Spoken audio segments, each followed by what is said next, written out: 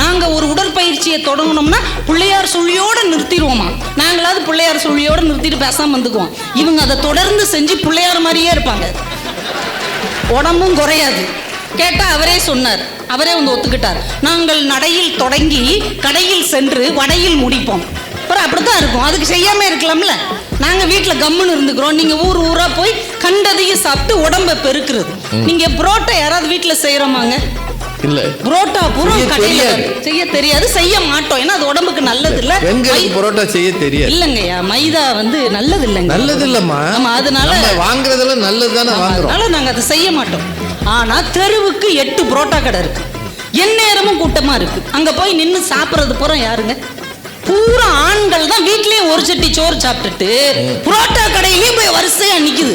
புரோட்டால வகைகள் வேற வச்சிருக்காங்க. பீச்சு புரோட்டா, முட்டை புரோட்டா, கொத்து புரோட்டா, ஸ்லோன் புரோட்டா, சிங்கப்பூர் புரோட்டா, பொரிச்ச புரோட்டா, வாழையில புரோட்டா, ஸ்வீட் புரோட்டா. நீங்க தலைவன் தலைவி படம் பாத்தீங்களா?